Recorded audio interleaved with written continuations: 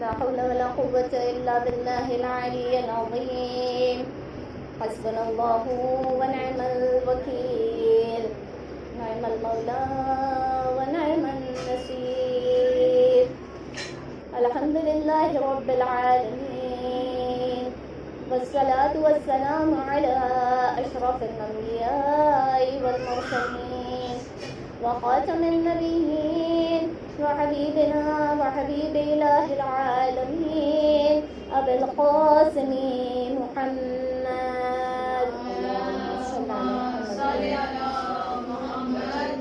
وعلى آله الطيبين الطاهرين المعصومين المظلومين الغرر الميامين، لا سيما بقية الله في الأرضين وحجته على الخلائق أجمعين، سيدنا ومولانا وصاحب نعمتنا وولي عصرنا مهدي هذه الأمة وطاووس أهل الجنة الحجة بن الحسن العسكري فداه وأرواح العالمين. صلوات اللهم صل على محمد وآل محمد ولعنة الله على أعدائهم أجمعين من يوم عداوتهم إلى قيام يوم الدين.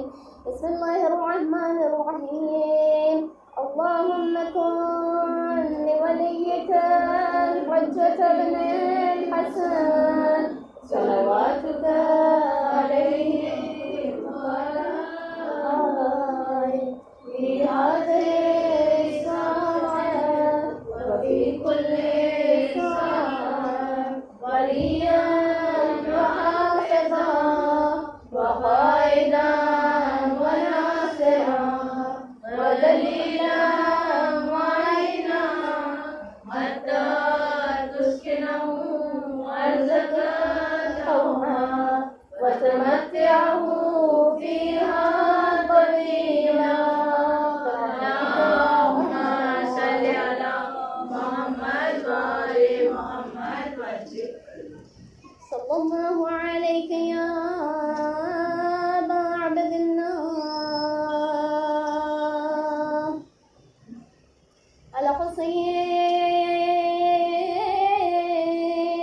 الحسين المظلوم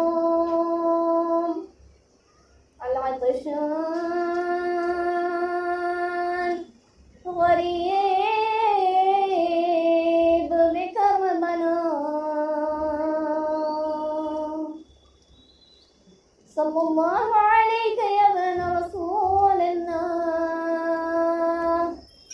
يا رحمة الله الواسعة، يا باب نجاة الأمة ورحمة الله وبركاته. اللهم صل على محمد وآل محمد أما بعد، فقد قال الله تبارك وتعالى في كتابه المبين وقرآنه المجيد وقوله الحق. بسم الله الرحمن الرحيم. ياسين والقرآن الحكيم إنك لمن المرسلين على صراط مستقيم. درود بيت الحمد. اللهم صل على محمد وآل محمد عزیزان محترم، السلام علیکم ورحمۃ اللہ وبرکاتہ. وعلیکم السلام ورحمۃ اللہ وبرکاتہ. اولا چونکہ آج شبی نکلنے والی ہے جناب علی اصغر کے جھولے کی، لہٰذا میں یہاں پر تمام مومنین مومنات کے لیے خداوند عالم کی بارگاہ میں دعا کراتی چلوں. اے پروردگار، تجھے تیرے پاک اور قدوس ناموں کا واسطہ، پروردگار تیرے اسم اعظم کا واسطہ، تیرے خاص نام اللہ کا واسطہ، بار الہ تجھے تیرے حبیب اور ان کی دختر گرامی فاطمۃ الزہرا کے لٹے ہوئے چمن کا واسطہ، پروردگار تجھے حضرت علی اصغر کا واسطہ اپنی آخری حجت کے ظہور میں تعجیل فرما، تاکہ وہ آ کر تمام مظلومین کا، خصوصاً اپنے جد اور جدہ کے ناحق بہائے گئے خون کا انتقام لے سکیں. اس غیبت کے دور میں تمام ہم و غم و عالم وقت کے ایمان سے درگزر فرما. اس غیبت کے مشکل دور میں ہم سب کو ایمان پر ثابت قدم رہنے کی توفیق عطا فرما. بارے الہ جو بھی بیمار اور مریض ہیں پروردگار انہیں سید الساجدین کے صدقے میں شفائے کاملہ عاجلہ عنایت فرما۔ بار الہ اس وبا کو جس طرح سے یہ اچانک ہم پر وارد ہوئی پروردگار اسی طرح سے اچانک سے اسے ہمارے درمیان سے جلد از جلد دفع فرما۔ بار الہ ہمارے لیے حج اور زیارت معصومین کے خصوصاً زیارت سید الشہداء کے راستوں کو کھول دے۔ ہم سب کو وقت امام کے چہرے اقدس کی زیارت نصیب فرما، ان کے ظہور کا زمانہ دیکھنا نصیب فرما۔ پروردگار ہم سب کو ان کے منتظرین ان کے چاہنے والوں میں حتیٰ کہ ان کے شیعوں میں جگہ عطا فرما۔ جو رزق کی تنگی میں مبتلا ہے پروردگار تمام مومنین اور مومنات کو حلال وسیع اور طیب رزق عطا فرما، ان کے رزق میں برکت عطا فرما۔ بار الہ ہم سب کو اس دنیا میں آخرت میں نمایاں کامیابی اور کامرانی عطا فرما۔ بار الہ تجھے رواب کی وہ اجڑی ہوئی گود کا واسطہ پروردگار جو بھی جتنی بھی خواتین جتنے بھی والدین جتنے بھی شادی شدہ جتنے بھی کپلز ہیں پروردگار وہ جو بے اولاد ہیں پروردگار ان سب کو جناب رباب کی اجڑی ہوئی کوک کا واسطہ پروردگار ان سب کو اولاد نگینہ عطا فرما۔ جن کی گود میں بچے ہیں پروردگار انہیں تیری راہ میں پروان چڑھانے کی توفیق عطا فرما۔ خصوصاً پروردگار شگوفہ کے لیے اور ریشمہ کے لیے خاص دعائیں پروردگار ان کی گودیوں کو جلد از جلد آباد کر دے۔ ربنا تقبل منا انک انت السمیع العلیم۔ ایک آواز بلند صلوات۔ اللہم صلی علی محمد وعلی محمد وعجل۔ خداوند عالم سورہ یاسین کی ابتدائی آیات مبارکہ میں صراط مستقیم پر اپنے حبیب کے ہونے کی گواہی دے رہا ہے، خود ان کی گواہی دے رہا ہے۔ عزیزان محترم، اللہ تعالیٰ نے ہم سے فرمایا کہ تم خود بھی صراط مستقیم پر ہو جاؤ اور اپنے خاندان کو اپنے اہل و عیال کو بھی صراط مستقیم پر باقی رکھنے کی ہدایت فرماؤ۔ خداوند عالم نے اس پوری دنیا کو اس طرح سے یہ نظام بنایا ہے کہ ہم سب جو ہیں ایک دوسرے کے محتاج ہیں۔ ہم سب کو انگلش میں جسے کہا جاتا ہے ہم سوشل اینیملز ہیں، سماجی جانور ہیں، ہم انٹر ڈیپینڈنٹ ہیں ایک دوسرے کے اوپر، ہم ایک دوسرے کے محتاج ہیں، ہم بے نیاز نہیں ہیں۔ بس پروردگار عالم فرماتا ہے اگر تم کچھ اچھائی کرتے ہو تو دوسروں کو بھی ساتھ لے کر چلو۔ اگر تم نماز فجر کے لیے صبح اٹھتے ہو اور دیگر لوگ سوئے ہوئے ہیں تو انہیں بھی جو ہے جگاؤ، انہیں بھی جو ہے اس نیکی کی طرف ہدایت فرماؤ۔ خداوند عالم قرآن کریم میں سورہ تحریم میں فرما رہا ہے یا ایھا الذین آمنوا قوا انفسکم واہلیکم نارا وقودھا الناس والحجارہ۔ پروردگار عالم فرما رہا ہے کہ اے وہ جو ایمان لائے، خصوصاً مومنین کو جو ہے مخاطب کر کے کہہ رہا ہے کہ اپنے آپ کو اور اپنے اہل و عیال کو جہنم کی آگ سے بچا لو۔ خداوند عالم چاہتا تو کہہ دیتا اپنے آپ کو بچا لو، لیکن اس نے ساتھ میں اہل و عیال کو بھی رکھا، اپنے اہل و عیال کو بھی جہنم کی دوزخ کی آگ سے نجات دلاؤ، کیونکہ اس دوزخ کا ایندھن کون ہے؟ پتھر اور انسان۔ انسان خود اس دوزخ کا ایندھن بن جائے گا روز قیامت۔ بس پروردگار عالم ہم سب سے فرما رہا ہے کہ تم بھی صراط مستقیم پر آؤ، اپنے اہل و عیال کو بھی صراط مستقیم پر لاؤ۔ صراط مستقیم پر آنا ان میں سے جیسے میں ہر روز آپ کو جو ہے ایک رخ اس کا پیش کر رہی ہوں، تربیت اولاد یہ بھی صراط مستقیم میں سے ہے۔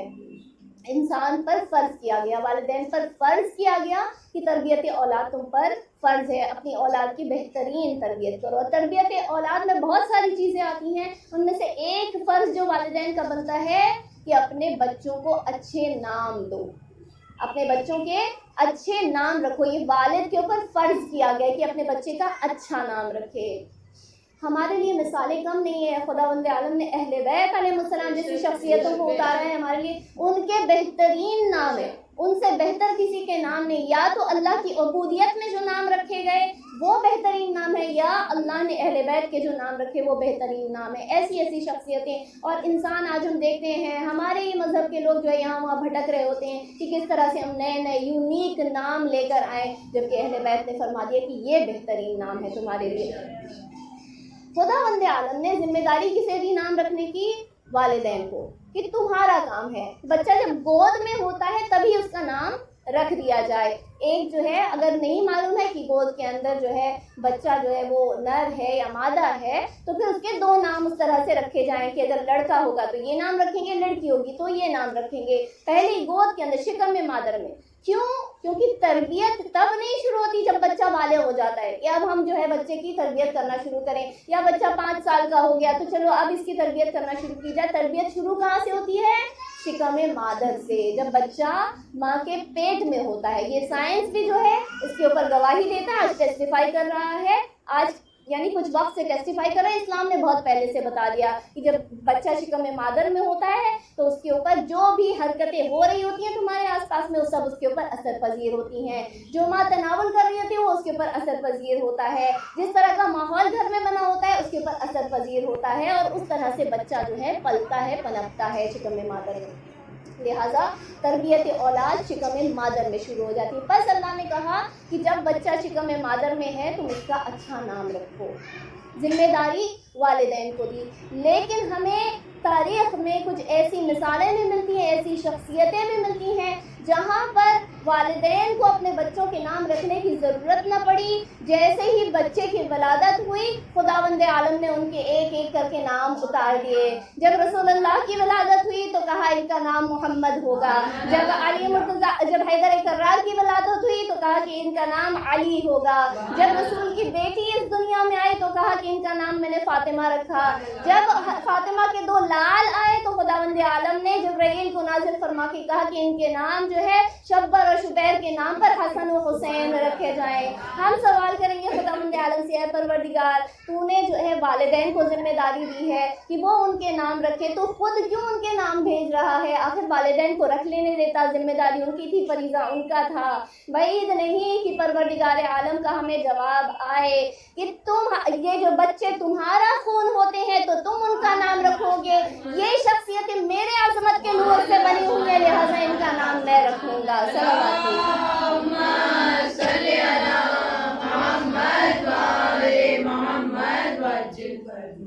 ہر مہینے کچھ ایسے ایام آتے ہیں خواتین کی زندگی میں جہاں اسے ماہواری سے گزرنا پڑتا ہے۔ ایسے ایام جب اس کے اوپر سے نماز ساقط ہو جاتی ہے، اسے نماز نہیں پڑھنا ہوتا، اللہ نے اٹھا لیا، اسے بری کر دیا نماز پڑھنے سے اس وقت میں۔ لیکن جب ایک خاتون حاملہ ہوتی ہے تب کیا ہوتا ہے؟ اللہ تعالیٰ اس مجبوری کو، یہ جو عام دنوں میں مجبوری تھی کہ ایک خاتون کو جو ہے ماہواری آ رہی تھی، اللہ تعالیٰ ان دنوں میں اس کی ماہواری کو روک دیتا ہے۔ کتنی مشقتیں اٹھا کر ایک خاتون جو ہے اس بچے کو دنیا میں لاتی ہے، کتنی مصیبتیں اس وقت میں ہوتی ہے۔ کیا کوئی یہ کہہ سکتا ہے کہ عام دنوں میں جو ہمارے ماہواری کے دن ہوتے ہیں ان دنوں میں ہمیں مشقت زیادہ اٹھانی پڑتی ہے یا جب ایک عورت حاملہ ہوتی ہے؟ کوئی بھی جو ہے یہی جواب دے گا جب عورت حاملہ ہوتی ہے تو اسے مشقت زیادہ ہوتی ہے، جھکنا جو ہے مشکل ہو جاتا ہے، اٹھنا بیٹھنا مشکل ہو جاتا ہے ایک عورت کا۔ لیکن اللہ تعالیٰ نے اس وقت میں ایک عورت کے اوپر سے ان نمازوں کو ساقط نہیں کیا، عام دنوں میں بری کر دیا، اور جب حاملہ ہو رہی ہے تو ساقط نہیں کر رہا۔ اے پروردگار یہ کیا مانج رہا ہے؟ یہ کیا مان رہا ہے؟ اگر یہی جو وجہ ہمیں بتائی جاتی ہے کہ عورت کے اوپر سے اس لیے اٹھا لیا جاتا ہے ماہواری کے دنوں میں نماز کا پڑھنا، کیونکہ ایک عورت جو ہے اسے آئرن کی کمی ہونے لگتی ہے، خون اتنا جو ہے اس کا بہہ جاتا ہے لہٰذا کمی ہونے لگتی ہے، اسے مشقت ہوتی ہے، اسے تکلیفیں ہوتی ہیں، اسے درد ہوتا ہے۔ تو پھر ایک عورت جب حاملہ ہوتی ہے تب تو اور زیادہ سختیاں برداشت کرتی ہے، تب تو اور زیادہ اذیت میں ہوتی ہے اور تکلیفوں میں ہوتی ہے۔ تو خداوند عالم تو نے ایسا کیوں کیا کہ 9 مہینے پورے کے پورے اس عذر کو روک دیا، اور 9 مہینے اس خاتون سے کہا عبادتوں میں گزارو، مصلی پر گزارو، میری نمازیں ادا کرو۔ اے پروردگار ماجرا کیا ہے؟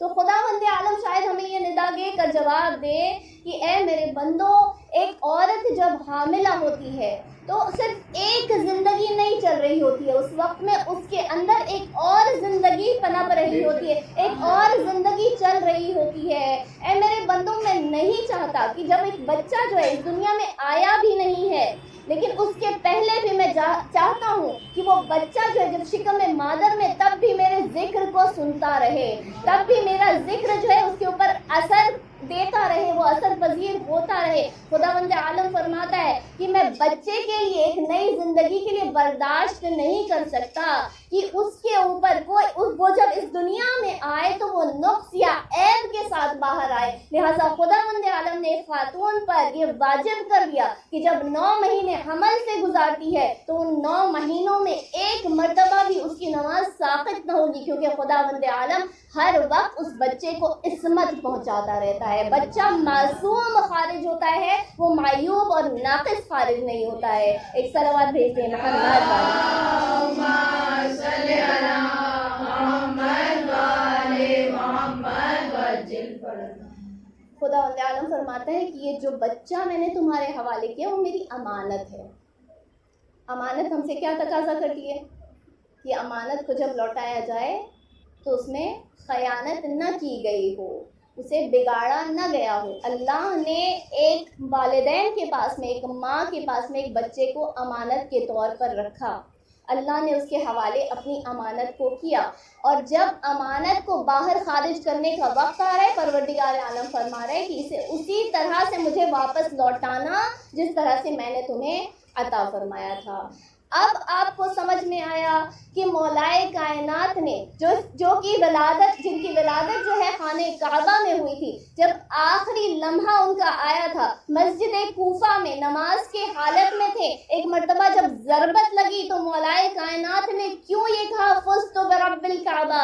اس لیے کہ مولائے کائنات یہ بتانا چاہتے تھے کہ جس طرح سے اللہ تعالیٰ نے مجھے صحیح و سالم بنا کر، معصوم بنا کر ایک امانت کے طور پہ پیش کیا اس دنیا میں، اسی طرح سے صحیح و سالم اللہ کے گھر میں آیا، اللہ کے گھر میں اسی طرح سے صحیح و سالم واپس جا رہا ہوں. اس کی امانت میں کوئی میں نے خیانت نہیں کی، اسی طرح سے اسے واپس لوٹا رہا ہوں. ایک صلوات نائب اللہم صلی علی محمد وآل محمد وعجل فرجہ. ہر ماں جو اپنے بچے کو اسلامی تربیت عطا فرمائے، اسلام کے سانچے میں ڈھالے، تو پھر وہ بچہ انشاءاللہ جنتی بن جاتا ہے.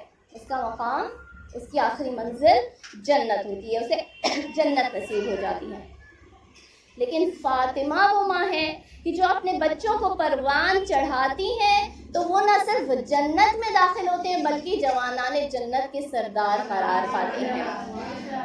والدین کی ذمہ داری کیا ہے؟ والدین کی ذمہ داری یہ ہے کہ جب وہ اپنے بچوں کی تربیت کر رہے ہیں تو جو وہ عمل کر رہے ہیں وہ سوچ سمجھ کر کریں. اس لیے کہ بچے کی تربیت اور کس طرح سے ہوگی؟ بچہ جو دیکھے گا اپنے والدین کو کرتے ہوئے، کہتے ہوئے، بولتے ہوئے، جس طرح سے وہ عمل کر رہے ہیں، جس طرح سے وہ سلوک کر رہے ہیں، وہی بچے کے اوپر اثر پذیر ہوگا. اگر بچہ اپنے والدین کو دیکھ رہا ہے کہ چھوٹی چھوٹی باتوں پر جھوٹ بولے دے رہے ہیں، سے ہم چھوٹی باتوں کو جھوٹ نہیں سمجھتے ہیں. کوئی گھر پر آیا، ہم گھر کے اندر موجود ہیں، ہم نے کہہ دیا بچے سے کہ جا کر بول دو کہ ہم گھر پر نہیں ہے. کسی کا فون آ گیا، کہہ دیا کہ ہمیں نہیں بات کرنی ہے، مصروف ہیں. جو بھی ہم نے یہ کہہ دیا، یعنی یہ کہنے کے بجائے کہ ہم مصروف ہیں، بعد میں کال کر لیجیے گا، بعد میں آ جائیے گا، ہم سیدھا زبان سے یہ نکل جاتا ہے کہ ہم ابھی نہیں موجود ہیں. بچہ دیکھ رہا ہے ماں باپ جھوٹ بول رہے ہیں تو بچہ اپنے ذہن کے اندر کیا بٹھا لیتا ہے کہ جھوٹ بولنا اچھی بات ہے، اس طرح سے جھوٹ بولا جا سکتا ہے. بچے کی تربیت اس طرح سے ہو رہی ہے. بچہ دیکھتا ہے کہ گھر میں ماں باپ جو ہیں وہ رہ رہے ہیں. جب باپ جو ہے گھر کے باہر چلا جاتا ہے، جب باپ گھر کے باہر چلا جاتا ہے تو ایک مرتبہ ماں جو ہے اپنے تمام دوستوں کو کال کرتی ہے اور ان کے ساتھ گپے لڑاتی ہے. اس میں جو ہے اپنے شوہر کی شکایت کرتی ہے، شوہر کے بارے میں برا بھلا کہتی ہے. ایسا ہوتا ہے اکثر، دیکھا گیا ہے کہ کبھی کچھ اگر ماں باپ کے بیچ میں بن نہیں رہی ہوتی ہے تو اس وقت ایسا ہوتا ہے کہ اس کی غیر حاضری میں، شوہر کی غیبت میں، بیوی جو ہے شوہر کے بارے میں برا بھلا باتیں کر رہی ہے، بیٹھ کر اپنے دوستوں سے گپے لڑا رہی ہے. اور پھر بچہ کہتا ہے، بچہ دیکھ رہا ہے یہ سب کچھ کہ ماں ایسا کر رہی ہے، میرے باپ جب گھر میں نہیں ہے، میرے والد گھر میں نہیں ہے، ماں ایسا کر رہی. اور جیسے ہی والد داخل ہو جاتے ہیں گھر میں تو ماں جو ہے اپنے شوہر کی خدمت میں لگ جاتی ہے. تو دیکھ رہا ہے کہ غیر حاضری میں ماں کا رویہ کچھ اور ہے اور جب باپ حاضر ہے تو ماں کا رویہ کچھ اور ہے. بس بچہ جو ہے دوگلا پن سیکھ جاتا ہے، بچہ جو ہے نفاق سیکھ جاتا ہے. یہ سمجھ جاتا ہے کہ ٹو فیسڈنس جو ہے، ڈبل فیس ہونا، یہ اچھی بات ہے. اس طرح سے اس میں کوئی برائی نہیں ہے. اس طرح سے بچے کی جو ہے غلط تربیت ہونا شروع ہو جاتی ہے. اب رسول کے پاس وہ مشہور واقعہ جہاں پر ایک خاتون آتی ہے اور آنے کے بعد میں اپنے بچے کو لے کر آتی ساتھ میں اور رسول اللہ سے عرض کرتی ہے، یا رسول اللہ میرے بچے سے کہیے کہ یہ کھجور کم کھایا کریں، یہ جو ہے خرمے کم کھایا کریں، اسے بھی بہت زیادہ جو ہے خرمے کھاتا رہتا ہے. کسی کو کوئی فلاں چیز سے جو ہے بہت زیادہ جو ہے اچھی لگتی ہے تو ہمیشہ جو ہے وہی کھانے کا دل کرتا ہے، لہٰذا یہ بچہ بہت زیادہ کھاتا رہتا ہے. رسول اللہ نے ایک مرتبہ بچے کی طرف دیکھا، پھر خاتون کو دیکھ کر فرماتے ہیں کہ اے خاتون تم کل اپنے بچے کو ساتھ لے کر آنا. خاتون چلی جاتی ہے. جب آتی ہے دوسرے روز تو پھر رسول اللہ اس بچے کو مخاطب کر کے کہتے ہیں کہ اے میرے لال، اے میرے بچے، تم خرمے کم کھایا کرو، تم کھجوریں کم کھایا کرو. خاتون دیکھتی ہے، یا رسول اللہ اگر بس اتنا سا جملہ کہنا تھا تو یہ تو آپ کل بھی کہہ سکتے تھے، آپ نے ایک دن تاخیر سے کیوں ہمیں بلایا، کیوں دوبارہ سے ہمیں بلایا اور پھر اس کے بعد میرے اس بچے کو یہ تاکید کر رہے ہیں. تو رسول اللہ فرماتے ہیں اس لیے کہ مجھے خود کھجوریں بہت زیادہ پسند ہیں اور میں خود کھجوریں بہت زیادہ تناول کرتا ہوں، لہٰذا میں نہیں چاہتا تھا کہ میں دوگلا پن دکھاؤں یہاں پر، کہ میں جو خود کھجوریں کھانا اتنی پسند کرتا ہے وہ دوسرے کو نصیحت کرے کہ تم کھجوریں کم کھایا کرو. تو رسول اور معصومین وہ مثال تھے ہمارے لیے، وہ نمونہ عمل تھے جنہوں نے کر کے دکھایا، جنہوں نے بس یوں ہی تبلیغ نہیں کی ہے کہ تم یہ نہ کرو تم یہ کرو، بلکہ ہر ایک چیز کو کر کے دکھایا ہے کہ تمہیں کیا کرنا چاہیے اور کیا نہیں کرنا چاہیے. ایک مثال ایک اور کہ ایک بچہ جو ہے باغ میں ایک درخت پر، کسی دوسرے کا باغ میں درخت پر چڑھا ہوا، وہاں سے جو ہے کچھ پھل توڑ رہا ہے. باغ اس کا خود کا نہیں ہے، باغ باپ کا نہیں ہے، باغ کسی اور کا ہے. اسے کیا کہا جاتا ہے؟ چوری کرنا. تو بچہ چوری کر رہا ہے. ایک مرتبہ مالک وہاں وارد ہوتا ہے، مالک دیکھتا ہے کہ یہ بچہ جو ہے میرے پھلوں کو چرا رہا ہے. بچے کو ڈانٹ ڈپٹ کر درخت سے نیچے بلاتا ہے. جب نیچے بلاتا ہے ہاتھ پکڑ کر اسے کہیں لے جانا شروع کرتا ہے. بچہ بہت سہما ہوا ہے، ڈرا ہوا ہے، مجھے کہاں لے جا رہے ہیں، کس کے پاس لے جا رہے ہیں. سوچ رہا ہے کہیں مجھے سزا دلوانے تو نہیں لے جا رہے، پتہ نہیں کہاں کیسی سزا مجھے ملے گی. مالک کہتا ہے میں تجھے تیرے باپ کے پاس لے جا رہا ہوں، تیرے باپ کو بھی تو میں خبر دوں کہ آخر اس کی اولاد کیا کیا حماقتیں کر رہی ہے، کیا کیا عمل انجام دے رہی ہے. تو بچہ کہتا ہے مجھے کہیں لے جانے کی ضرورت نہیں، یہی دوسرے درخت پر دیکھ لیجیے میرا باپ وہاں چڑھا ہوا ہے. تو بچے وہی کرتے ہیں جو اپنے والدین کو، جو اپنی سوسائٹی کو، جو اپنے ماحول میں ہو رہا ہوتا ہے اسی کو دیکھ کر وہی چیز جو ہے اپنے اندر اپناتے ہیں اور وہی کرتے ہیں. لہٰذا رسول اللہ نے، معصومین علیہ السلام نے فرمایا کہ تم اپنے بچوں کو جو ہے بچپنے میں ہی کہا کہ ولایت علی ابن ابی طالب پر آمادہ کر دو، اس لیے کہ جو بچپن میں ان کے اوپر لکھ دیا جاتا ہے وہ کبھی نہیں مٹتا. لیکن ہم ایک مرتبہ وہ جوان ہو گئے اور تب ان کے دلوں پر کچھ لکھنے کی کوشش کریں گے تو یہ ایسا ہوگا جیسے پتھر کے اوپر کچھ لکھنا، وہ رہ نہیں جائے گا، وہ بہت مشکل ہوگا اس پتھر کے اوپر لکھنا. ایک بادشاہ تھا جس کا نام تھا فزیمہ، اور یہ جو ہے ایک یورپی بادشاہ کو ایک خط لکھتا ہے. اس کی کچھ اولاد تھی، اس بادشاہ نے بہت ساری دولت کما لی تھی. اس نے اس خط میں لکھا کہ اے میرے دوست میں چاہتا ہوں کہ تم مجھے کچھ نصیحت کرو. میں نے اپنے بچوں کے لیے بہت ساری دولت حاصل کر لی ہے اور میں انہیں ورثے میں یہ دولت دے کر جاؤں گا. میں نے بہت سارا مال جو ہے وہ حاصل کر لیا ہے، میں نے ان کے لیے یہ رکھا ہے، تم کچھ اور بھی مجھے نصیحت کرو کہ مجھے اور کیا کرنا چاہیے اپنی اولاد کے لیے. وہ جو یورپی بادشاہ تھا وہ دوبارہ جب خط کا جواب دیتا ہے تو اس میں لکھتا ہے کہ اے میرے دوست یہ دولت تو فانی ہے، یہ دنیا تو فانی ہے، یہ رہے گی نہیں، یہ اسے بقا نہیں ملنے والی. لیکن اگر تم اپنی اولاد کو کچھ دینا چاہتے ہو تو اسے بہترین اخلاق اور اس کی بہترین تربیت کرو، یہی اسے اس زندگی میں بھی کام آئے گی، یہی اسے آخرت میں بھی کام آئے گی. ایک صلوات بھیجتے ہیں محمد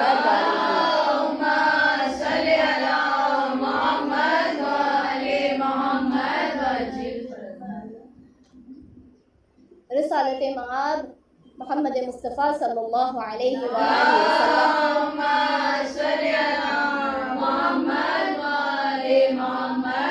فرماتے ہیں کہ جو شخص دو میاں بیوی میں صلح کرواتا ہے اللہ تعالیٰ اس کا اجر کیا عنایت فرماتا ہے؟ اللہ تعالیٰ اسے شب قدر کی عبادت کا اجر عطا فرماتا ہے۔ صلح کرنا ویسے بھی دین اسلام میں بہت زیادہ اس کے اوپر تاکید کی گئی ہے اور بہت زیادہ جو ہے اس کے اوپر زور دیا گیا ہے کہ تم کوئی بھی دو لوگ، دو مومنین اگر جو ہے ان کے بیچ میں تفرقہ ہو جائے، کچھ جھگڑا ہو جائے، فساد ہو جائے، تو ان میں صلح کروانے کی کوشش کرو، چاہے تمہیں ان کے حق میں ایک دوسرے کی جھوٹی تعریف ہی کیوں نہ کرنا پڑے کہ یہ شخص جو ہے تمہارے بارے میں اچھا بول رہا تھا، یہ شخص تمہارے بارے میں اچھا بول رہا تھا، اور صلح کروا دو ان کے درمیان۔ تو میاں بیوی کے سلسلے میں چونکہ اللہ طلاق کو اتنا ناپسند کرتا ہے، حلال تو قرار دیا لیکن ساتھ میں یہ بھی کہا اتنی ناپسندیدہ چیز ہے کہ خداوند عالم جب کہیں طلاق ہوتا ہے تو اس کا عرش لرزنے لگتا ہے، عرش ہل جاتا ہے کسی کے ہاں طلاق ہوتا ہے۔ تو اللہ تعالیٰ چاہتا ہے کہ اگر شوہر اور زوجہ کے درمیان کچھ ایسی باتیں ہو جائیں، کوئی نا اتفاقیاں ہو جائیں، تو پھر ان کے درمیان میں صلح کرائی جائے، اور اس صلح کا ثواب اللہ تعالیٰ شب قدر کی عبادت کا ثواب ہے۔ شب قدر تمام زندگی کی عبادتوں سے بہتر عبادت قرار ہے۔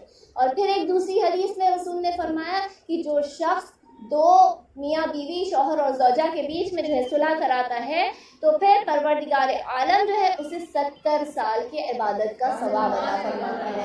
اور اگر آپ دیکھیں تو ان دو روایتوں میں کوئی فرق نہیں ہے، انسان کی ایوریج زندگی جو ہے 70 یا 80 سال کے قریب ہی ہوا کرتی ہے، لہٰذا خداوند عالم نے جب شب قدر کے سلسلے میں بھی فرمایا کہ یہ 1000 مہینوں سے بہتر ہے، آپ اس کا جو ہے اگر سال نکالیں تو کچھ 83 ایئرس 83 سال اور کچھ مہینے بنتا ہے، یعنی یہ انسان کی ایوریج زندگی ہوا کرتی ہے اس دنیا میں۔ تو 70 سال کی عبادتوں کا ثواب اللہ تعالیٰ اسے عطا فرماتا ہے۔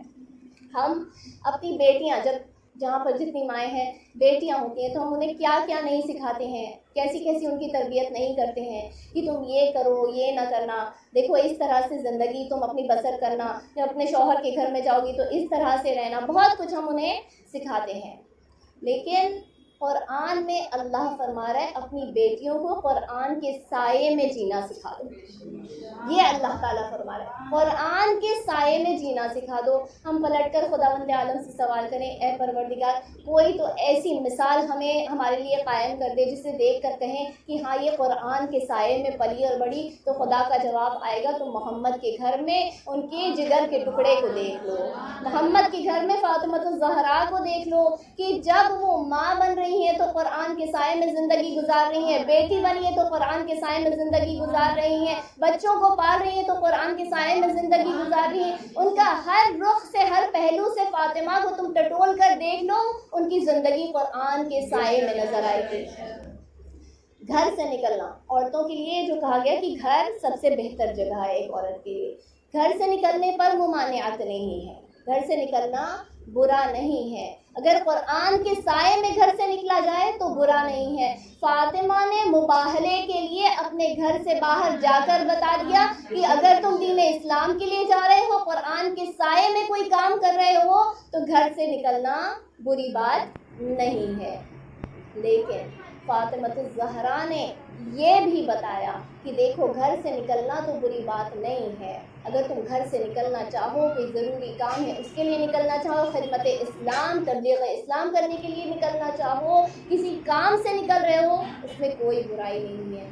اگر برائی ہے تو اس وقت ہے جب کہ تمہیں رسول جو ہے تمہیں منع کر کے جائے کہ دیکھو تم گھر سے نکلنا نہیں، لیکن زوجہ رسول کے بعد اپنے گھر سے نکل جائے، اونٹ پر سوار ہو کے میدان جنگ میں پہنچ جائے اور رسول کے خلیفہ اور جانشین کے مخالفت میں آ جائے اور ان کا مقابلہ کرنے کے لیے تیار ہو جائے۔ لعنت بے شمار لعنت، لعنت بے شمار لعنت، لعنت بے شمار لعنت۔ فاطمہ الزہرا کی عظمت کیا ہے؟ عظمتوں کا ایک سمندر ہے۔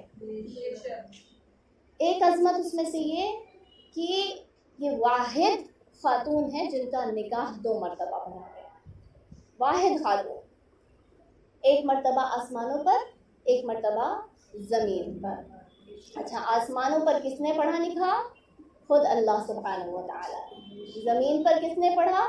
اللہ کے حبیب رسول اللہ۔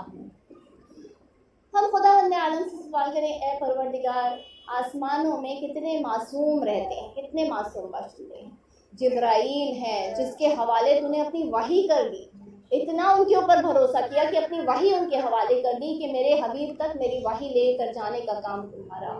ملک الموت ہیں، اسرافیل ہیں، میکائیل ہیں، اتنے ملائکہ ہیں تیرے، لیکن تو نے ان کو ذمہ داری نہیں دی خطبہ نکاح پڑھنے کی، ان کے نکاح کا صیغہ پڑھنے کی.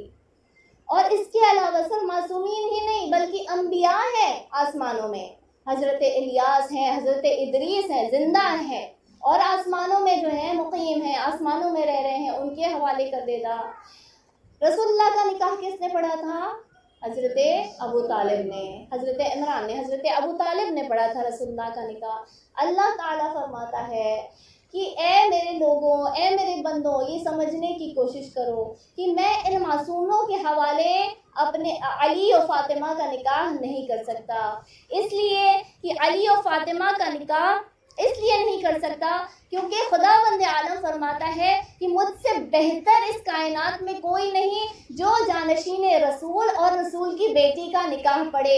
اللہ تعالیٰ گوارا نہیں کرتا کہ معصوم فرشتوں کے حوالے خطبہ نکاح کو کر دے، صیغہ نکاح کو کر دے. اللہ تعالیٰ گوارا نہیں کرتا کہ انبیاء کے حوالے کر دے، تو اس نے کیسے گوارا کیا ہوگا کہ اس کی سب سے بہتر مخلوق رحمت للعالمین اپنے حبیب کا نکاح کسی کافر سے پڑھوا لے.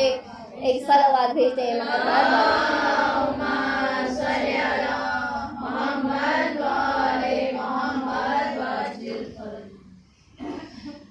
فاطمۃ الزہرا کی دوسری عصمت ان کی چادر، جو چادر تطہیر کہلائی. اتنی عظیم چادر کہ جب رسول اللہ داخل ہو رہے ہیں تو کہہ رہے ہیں کہ اے فاطمہ وہ چادر لے کر آ جاؤ، اور پھر جا کر چادر کے تحت تشریف فرما ہے. علی مرتضیٰ داخل ہوتے ہیں، چادر کے نیچے اجازت مل جاتی ہے. حسن مجتبیٰ آتے ہیں، چادر کے نیچے اجازت مل جاتی ہے. حسین مظلوم آتے ہیں، چادر کے نیچے اجازت ملتی ہے. کتنے معصوم ہیں چادر کے نیچے؟ ابھی 4 معصوم چادر کے تحت، لیکن آیت تطہیر نازل نہیں ہو رہی. اگر اللہ چاہتا 4 معصومین چادر تطہیر کے نیچے آ چکے ہیں، آیت تطہیر نازل ہو جاتی، لیکن آیت تطہیر نہیں نازل ہو رہی. جب تک فاطمۃ الزہرا آ کے اجازت نہیں لے رہی تھی، جب تک چادر تطہیر کے نیچے نہیں آ جاتی، گویا آیت انتظار کر رہی تھی نبی کی بیٹی کا کہ جب وہ چادر تطہیر میں آ جائیں گی تو میں نازل ہو جاؤں.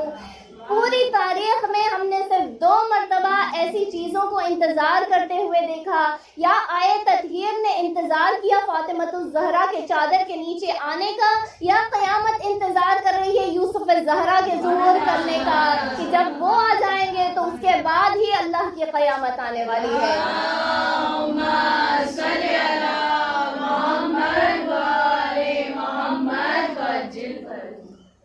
آیت نازل ہو گئی.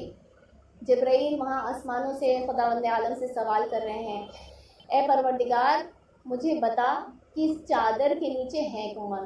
من ہم تحت الکساء، کون ہے یہ جو چادر تطہیر کے نیچے ہیں؟ اچھا، جبرائیل نے تو ساری زندگی ان کو دیکھا ہے، بارہا رسول کے پاس آتے تھے اللہ کی وحی لے کر. علی مرتضیٰ کے پاس جب آتے تھے، علی مرتضیٰ خود جبرائیل کے استاد رہے ہیں. حسن و حسین کا جھولا جھلانے کے لیے آیا کرتے تھے، انہیں بھی دیکھا ہوا ہے. شہزادی کونین کے پاس آیا کرتے تھے، ہر ایک کو دیکھا ہوا ہے، ہر ایک چہرے سے واقف ہیں، ہر ایک چہرے کو پہچانتے ہیں. لیکن پروردگار عالم سے سوال کر رہے ہیں، اے پروردگار اس چادر کے نیچے ہیں کون؟ خداوند عالم ہمیں جواب دے گا، تم نے قرآن کو نہیں پڑھا، ذرا قرآن کو پڑھو کہ جب میں نے حضرت موسیٰ سے، نبی موسیٰ سے سوال کیا تھا، وَمَا هِيَ تِلْكَ بِيَمِينِكَ يَا موسیٰ، اے موسیٰ تمہارے دائیں ہاتھ میں کیا ہے؟ جب حضرت موسیٰ سے سوال کیا تو حضرت موسیٰ نے کس انداز میں جواب دیا؟ حضرت موسیٰ جو ہے جواب میں کہہ رہے ہیں کہ عصائی اتوکل علیہا واہش بہا علی غنمی، کہ اے پروردگار یہ میرا عصا ہے. اچھا، یہ کہہ کر جواب کو ختم کر دیتے ہیں. اللہ تعالیٰ نے یہی تو سوال کیا تھا کہ تمہارے ہاتھ میں ہے کیا؟ لیکن حضرت موسیٰ نے وہاں پر جو ہے اپنے کلام کو اختتام نہیں دیا، کہا یہ عصائے اتوکل علیہا، میں اس کے اوپر ٹیک لگاتا ہوں، میں اس کے اوپر ٹیک دیتا ہوں، واحش بہا علی غنمی، اور میرے جو یہ جانور ہیں، جو مویشی جانور ہیں، میں ان کے چارے کے لیے اسی عصا کے سہارے سے جو ہے جو درخت کے پتے ہیں انہیں گرایا کرتا ہوں تاکہ وہ ان کا چارہ بن سکے۔ یہاں پر ہم حضرت موسیٰ سے سوال کریں گے کہ اے موسیٰ تم کیوں اتنی ڈیٹیل بیان کر رہے ہو، اور اے پروردگار تو نے حضرت موسیٰ علیہ السلام کے اس کلام کو جو ہے وہیں پر تھام کیوں نہیں دیا؟ جب انہوں نے تجھے جواب دے دیا تھا کہ یہ میرا عصا ہے تو وہیں پر ان کے کلام کو روک کیوں نہیں دیا؟ پروردگار عالم فرمائے گا یہ عصا جنت سے بھیجا ہوا تھا، یہ عصا حضرت موسیٰ کا اپنا نہیں تھا، یہ عصا کہاں سے آیا تھا؟ حضرت آدم کو جنت سے دیا گیا تھا یہ عصا، اور یہ نبی در نبی جو ہے منتقل ہوتا آیا، حتیٰ کہ حضرت شعیب کے پاس جب یہ عصا آیا ہے، اور حضرت موسیٰ جب وہاں مدائن گئے ہیں ان کی ملاقات نبی شعیب سے ہوئی ہے، تو نبی شعیب نے انہیں تحفے کے طور پر جو ہے اسے حضرت موسیٰ کو عطا فرمایا تھا، یعنی یہ جنت کا عصا تھا۔ اللہ تعالیٰ اس عصا کی تمام صفات کو، اس عصا کے فضائل کو نبی موسیٰ کی زبانی سننا چاہ رہا تھا، اس عصا کی تعریف سننا چاہ رہا تھا۔ بس وہاں جبرائیل نے جب سوال کیا خداوند عالم سے، خداوند عالم نے جواب دیا ہم فاطمہ و ابوہا و بعلہا و بنوہا، یہ فاطمہ ہے۔ اللہ کہہ دیتا، اللہ تعالیٰ رشتہ داریاں بتا رہا ہے، فاطمہ سے جتنے 4 معصوم ہیں اس گھیرے کے اندر ان کی رشتہ داریاں بیان کر رہے ہیں۔ اے پروردگار ایسی ڈیٹیل کیوں بتا رہا ہے، اتنی باریکیاں کیوں بتا رہا ہے، رشتہ داریاں کیوں بیان کر رہا ہے؟ خداوند عالم تو چاہتا تو ان کے ناموں سے جو ہے انہیں ان کی پہچان کرا دیتا، یہ محمد ہے، یہ علی ہے، حسن ہے، یہ حسین ہے، اس طرح سے پہچان کرا دیتا۔ خداوند عالم پلٹ کر کہے گا جس طرح سے میں حضرت موسیٰ کی زبانی اپنے عصا کی تعریف سننا چاہتا تھا، اسی طرح سے جبرائیل جو ہے میری زبانی اس چادر تطہیر کے نیچے فاطمہ الزہرا کی عظمت اور فضائل کو سننا چاہ رہے ہیں۔ ایک صلوات بھیج دیں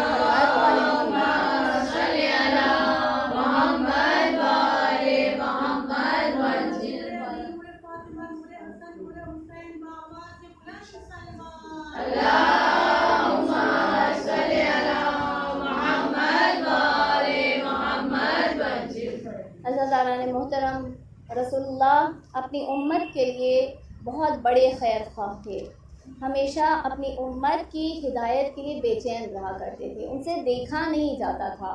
کوئی اگر کسی کو وہ دعوت دیتے تھے، وہ دعوت قبول نہیں کرتا تھا، دین اسلام نہیں لاتا تھا، تو رسول اللہ بہت زیادہ بے چین ہو جاتے تھے۔ اس وجہ سے نہیں کہ کسی نے میری مشقتوں کو ٹھکرایا ہے، لیکن اس وجہ سے کہ رسول اللہ کو گوارا نہیں تھا کہ کوئی جہنم کی آگ میں داخل کیا جائے۔ اپنی امت کے لیے اتنے بے چین رہا کرتے تھے، اتنی رقت قلب رکھنے والے تھے رسول اللہ، اتنی رحمت بنا کر بھیجے گئے لوگوں کے لیے کہ کسی کو، اپنے دشمن کو بھی وہ نہیں دیکھنا چاہتے تھے کہ دوزخ کے اندر اسے داخل کیا جائے، آگ کے شعلوں کی لپیٹوں میں، اس کی چپیٹ میں کوئی انسان آ جائے، کیونکہ رسول جانتے تھے کہ دوزخ کی آگ کا برداشت کرنا کسی انسان یا جن کے طاقت میں نہیں، کسی انسان کی قوت میں نہیں کہ اس آگ کے ایک قطرے کو بھی جو ہے وہ برداشت کر سکے۔ اس لیے کہ رسول جانتے تھے کہ اگر اس آگ کا ایک قطرہ بھی اس زمین پر اگر پڑ جاتا، یہ ساری زمین جو ہے، یہ پوری دنیا جو ہے وہ تہس نہس ہو جاتی، وہ برباد ہو جاتی۔ رسول اللہ اتنا زیادہ چاہتے تھے ہدایت کے لیے، بس پروردگار عالم نے ایک آیت نازل فرمائی، اور پروردگار عالم اپنے حبیب کو مخاطب کر کے کہتا ہے کہ اے میرے حبیب، آپ بے چین کیوں ہوتے ہیں، آپ پریشان کیوں ہوتے ہیں؟ ہدایت ہماری ذمہ داری ہے، آپ کا کام تبلیغ کرنا ہے، آپ کا کام اس ہدایت کو لوگوں تک پہنچانا ہے۔ اگر ہم چاہیں گے تو اس کی ہدایت ہوگی، ہم نہیں چاہیں گے تو اس کی ہدایت نہیں ہو سکتی۔ اور اسی کام کو ان کے جانشینوں نے آگے بڑھایا، اور بہترین اگر کوئی مثال نظر آتی ہے وہ سید الشہداء کی مثال نظر آتی ہے۔ کتنا زیادہ چاہتے تھے کہ جب کربلا کا واقعہ ہوا تھا اس وقت کتنے لوگوں کو دعوت کی تھی، بہتوں کو دعوت کی تھی۔ جب سفر میں تھے، سفر کربلا جاری تھا، اس وقت کتنے لوگوں کو بلایا، کچھ نے قبول کیا، زہیر خیم نے قبول کر لیا، حضرت حر جو ہے روز قیامت تبدیل ہو گئے. بہت سارے یزیدی لشکر روز عاشور جو ہے امام حسین کی طرف جو ہے وہ منتقل ہو گئے اور جنت نصیب کر لی. لیکن بہت سارے ایسے بھی تھے جو سفر میں جب فرزند رسول تھے اس وقت انہوں نے ان کی دعوت کو قبول نہیں کیا. ایسا ہی ایک شخص تھا جس کا نام تھا عبید اللہ ابن حر الجوفی. عبید اللہ ابن حر الجوفی یہ شخص جو تھا وہ کوفے کا رہنے والا تھا. جب اس نے سنا کہ ابن زیاد کو یزید نے کوفہ بھیج دیا ہے اور امام حسین کو بھی کوفہ بلایا گیا ہے اور وہ جانتا تھا کہ اب جنگ ہو کے رہے گی، اس لیے کہ یزید امام حسین کے خون کا پیاسا تھا، بیعت نہیں کر رہے تھے لہٰذا ان کے خون کا پیاسا تھا. جب اسے یہ معلوم ہوا تو اس نے جو ہے کوفہ کو چھوڑ دیا. کس لیے چھوڑا؟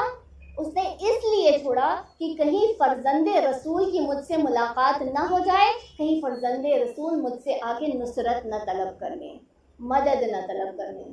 وہ نہیں جانا چاہتا تھا، جنگ کرنا نہیں چاہتا تھا. اچھا، اس کے اوپر لعنت کرنے سے پہلے، لعنت تو ہے ان کے اوپر، ان لوگوں کے اوپر جنہوں نے امام حسین کا ساتھ نہیں دیا، لیکن ایک مرتبہ ہم اپنے اندر بھی ذرا جھانک کر دیکھ لیں کہ کیا ہم میں وہ صفات ہیں، کیا ہم میں وہ خصوصیات ہیں. آج وقت کا امام ہمیں بلاتا ہے، جب امام کو اذن ظہور ملے گا کیا ہم ان لوگوں میں ہوں گے جو ان کی آواز پر لبیک کہہ سکیں گے؟ کیا ہماری تیاری ہے؟ کیا ہم آمادہ ہیں امام کے ظہور کے لیے؟ امام حسین کے ساتھ جو ہے امام زمانہ کے بہت سارے جو ہے پیرللز ملتے ہیں. کیا امام حسین نے کیا وہی کام جو ہے امام زمان کو آ کر کرنا ہے، وہی سب کچھ جو ہے دہرایا جانے والا ہے. تو آج ہم اپنے آپ سے سوال کریں، کیا ہمارے اعمال ایسے ہیں جس سے امام راضی ہیں؟ ہمارے اعمال ایسے ہیں جو ہمارے راستے میں کہیں جو ہے اڑچن بن کر نہ کھڑے ہو جائیں جب امام ہمیں جو ہے بلاتے رہیں اور ہم امام سے کہیں اے فرزند رسول انتظار کیجیے، ابھی ہم تیار نہیں ہیں. ایسے واقعات ہو چکے ہیں. امام زمان لوگوں کے گھروں پر آئے ہیں، دستک دی ہے اور انہوں نے اپنی پہچان کرائی کہ میں فرزند زہرا ہوں، میں تمہارا وقت کا امام ہوں. لوگوں نے کہا یا ابن رسول اللہ، اے ہمارے وقت کے امام ذرا 2 لمحہ ٹھہر جائیے. 2 لمحہ ٹھہر جائیے اس لیے کہ ہمارے گھر میں سے ان اسباب کو ہم دور کر دیں جنہیں دیکھ کر جو ہے آپ ناراض ہو جائیں گے، جو آپ کی ناراضگی کا سبب بن جائے. امام چلے گئے. جب تک کہ اس نے دروازہ کھولا امام وہاں سے غائب ہو چکے تھے کہ ابھی میرے اپنے چاہنے والے آمادہ نہیں ہیں، ابھی تیار نہیں ہیں. کیوں ظہور میں تاخیر ہوتی چلی جا رہی ہے؟ یہی وجہ ہے، ابھی ہم تیار نہیں ہیں امام زمان کے ظہور کے. یہ شخص جو ہے کوفے کے باہر آ گیا اور کوفے کے باہر اس نے خیمہ لگایا اور وہیں پر مقیم ہو گیا. امام حسین راستے میں تھے. یہ کچھ دور کربلا سے کچھ دور کا مقام تھا جہاں پر امام حسین وارد ہوئے. امام حسین نے اپنے خیموں کو اس جگہ پر لگایا، مقیم کیا. تاریخ بتاتی ہے اس کا نام ذو حسام تھا. عراق میں ایک جگہ ہے ذو حسام، یہاں پر امام نے بھی اپنے خیموں کو لگایا. ایک روز امام جو ہے عبید اللہ کے خیمے پر جاتے ہیں، دق الباب کرتے ہیں. عبید اللہ کھولتا ہے، پہچان جاتا ہے کہ سید الشہداء ہے، ابا عبداللہ ہے. امام کو سلام کرتا ہے اور امام سے کہتا ہے یا ابن رسول اللہ، آپ نے کیوں زحمت کی؟ آپ مجھے بلوا لیتے، میں آپ کے خیمے میں آ جاتا. امام فرماتے ہیں میں تمہیں دعوت دینے آیا ہوں، میں تمہیں اپنی نصرت کرنے کی دعوت دینے کے لیے آیا ہوں، تم میرے ساتھ کربلا چلو. وہ کہتا ہے یا ابن رسول اللہ، مجھے اس ذمہ داری سے معاف کر دیں، میں آپ کے ساتھ نہیں چل سکتا یا ابن رسول اللہ، لیکن میرے پاس ایک گھوڑا ہے، یہ بہترین گھوڑا ہے اور کوفے میں ایسا گھوڑا، ایسا فرس کسی کے پاس بھی نہیں. جو بھی اس پر سوار ہوتا ہے اگر وہ کسی کے پیچھے جاتا ہے تو جب تک اسے اپنی حراست میں نہ لے لیتا تب تک اس گھوڑے کو چین نہیں آتا، اور اگر کہیں سے بھاگ رہا ہوتا ہے تو جو اس کے پیچھے بھاگ رہا ہوتا ہے وہ اس تک پہنچ نہیں پاتا. اس گھوڑے نے کبھی کسی کو دھوکہ نہیں دیا ہے. یا ابن رسول اللہ، میں آپ کو یہ گھوڑا ہبہ کرنا چاہتا ہوں.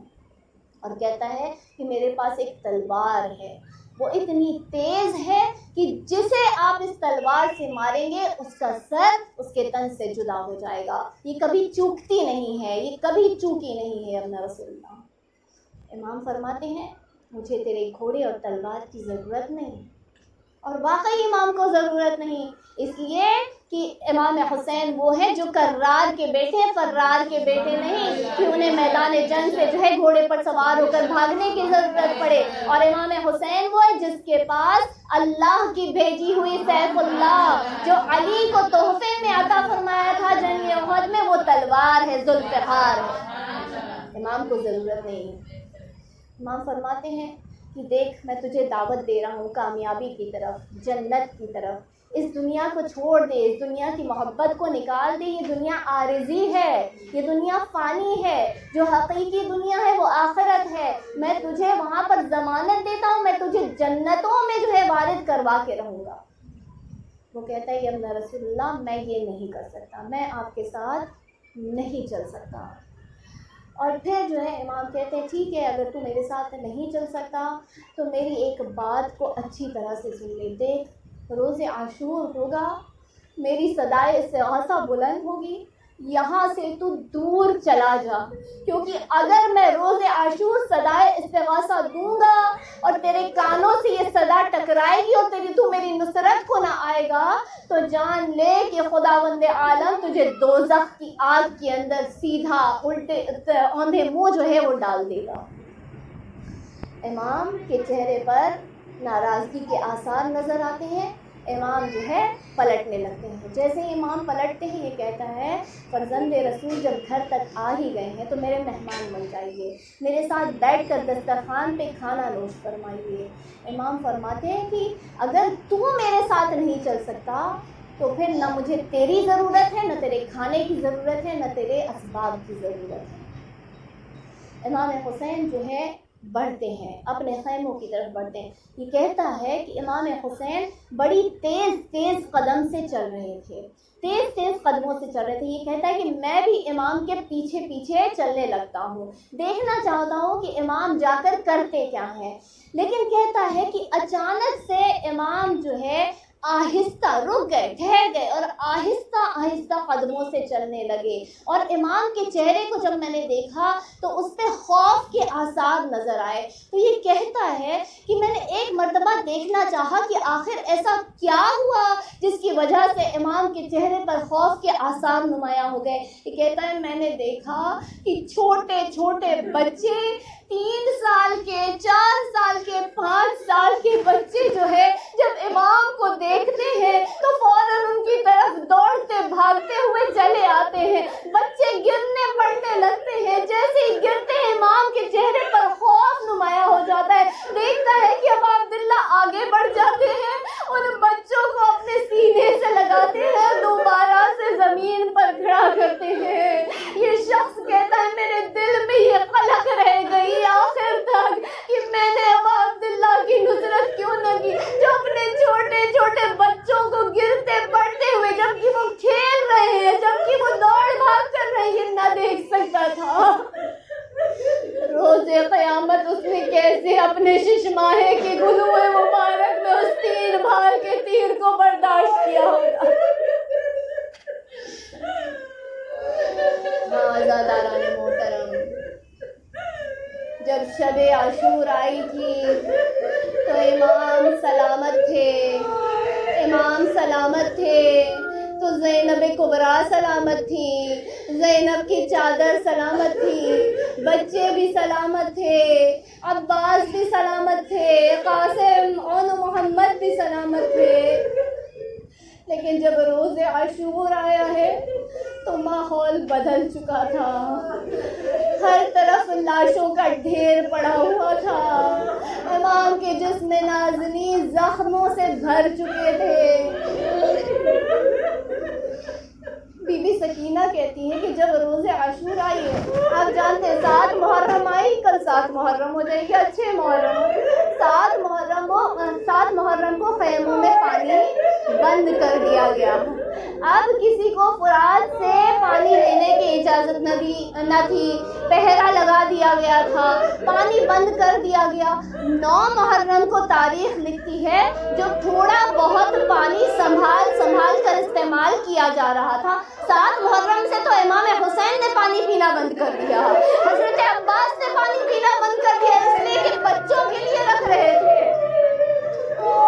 9 محرم کو ایک قطرہ پانی بھی خیموں میں موجود نہ تھا۔ چھوٹے چھوٹے بچے پیاس کی شدت سے بلکنا شروع کر رہے تھے۔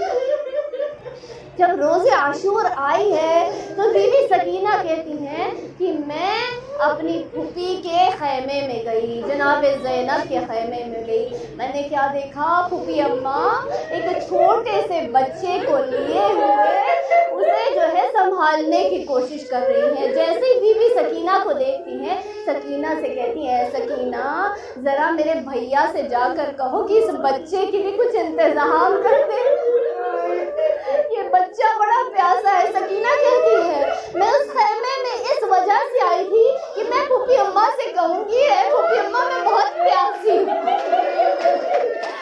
لیکن مجھے شرم محسوس ہوئی، مجھے حیا محسوس ہوئی کہ میں اپنی پھوپھی سے اپنی پیاس کا ذکر کروں جب میرا چھوٹا بھائی ننھا ششماہا علی اصغر پیاس سے تڑپ رہا۔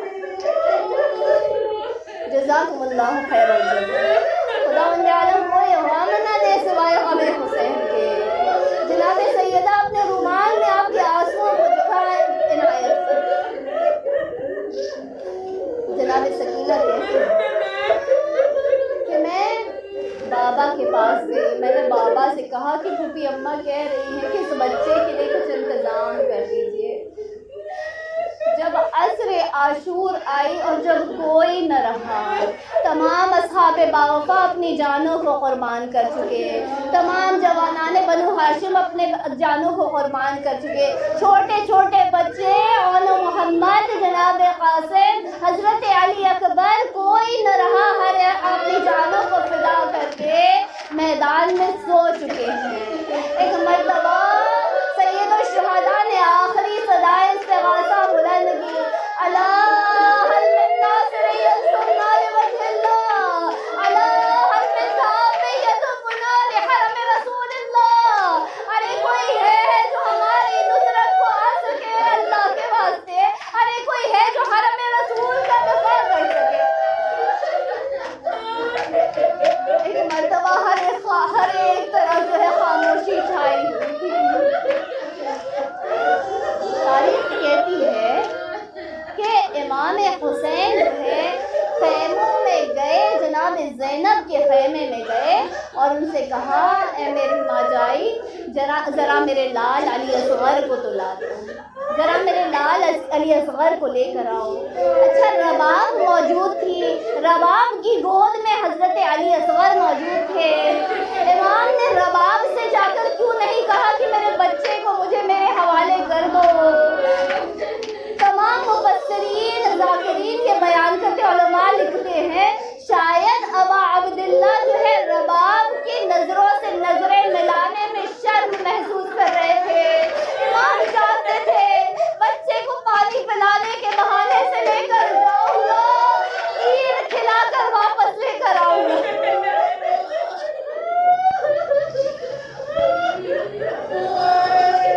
علی اصغر کتنے پیاسے تھے، پیاس کی شدت کو سمجھنے کی کوشش کریے عزاداران محترم، پیاس کی شدت علی اصغر۔ جب کوئی بچہ، چھوٹا بچہ پیاسا ہوتا ہے نا، تو جب پیاس کا عالم ہوتا ہے تو بچہ جو ہے پہلے تڑپتا ہے، مچلتا ہے، روتا ہے اور کبھی کبھی چیختا ہے۔ آپ کی آوازیں گر گیا بولیں گے، بچہ جب چیختا ہے مجھے پیاس لگی، مجھے بھوک لگی، یہ پہلا مرحلہ ہوتا ہے اپنی پیاس کو بیان کرنے کا، اور اس کے بعد دوسرا مرحلہ آتا ہے۔ بچہ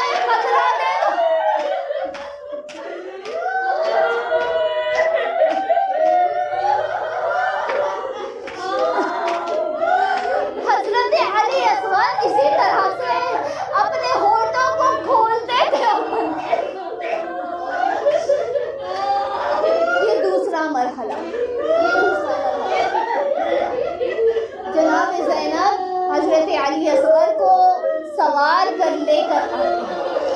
امام حسین کے حوالے کرتی ہے. امام حسین سے ایک جملہ کہتی ہے, اے بھیا بچہ بڑا پیاسا ہے.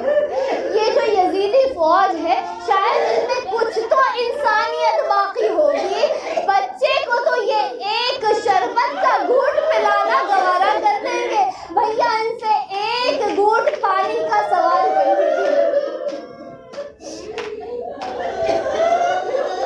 اچھا, میں نے یہ جو دوسرا مرحلہ بیان کیا نا, اگر اس وقت مچھلی کو اس وقت بھی اگر پانی میں ڈال دیا جائے تو وہ زندہ رہ جاتی ہے, لیکن اگر وہ تیسرے مرحلے پر آ گئی جہاں آپ نے اس نے ہونٹوں کو کھولنا بند کرنا بند کر دیا, اب آپ اس کو پانی میں بھی ڈالیں گے نا تو وہ زندہ نہیں رہے گی.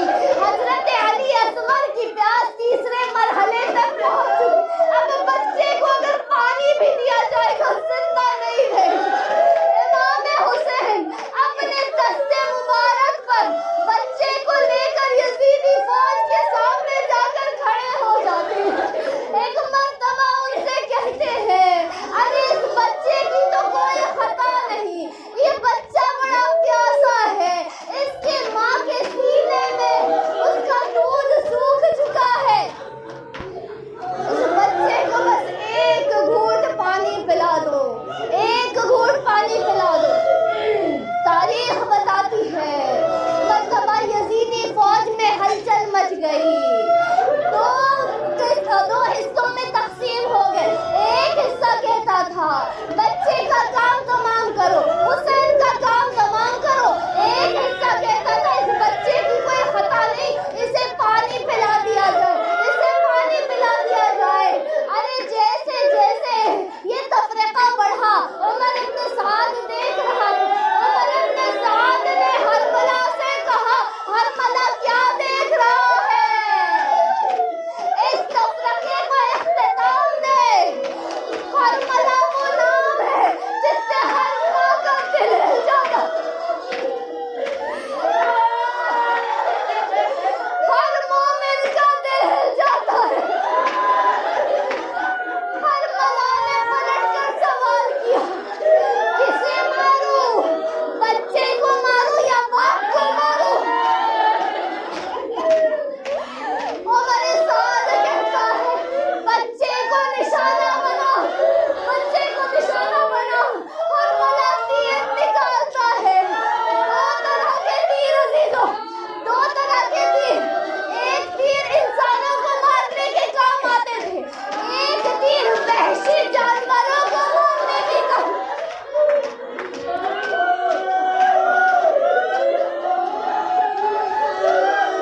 اجرکم علی اللہ, جزاکم اللہ خیر الجزا. ہرملہ کون سا تیر نکالتا ہے؟ ایک مرتبہ 3 بھال کا تیر نکالتا ہے, نشانہ سادھتا ہے.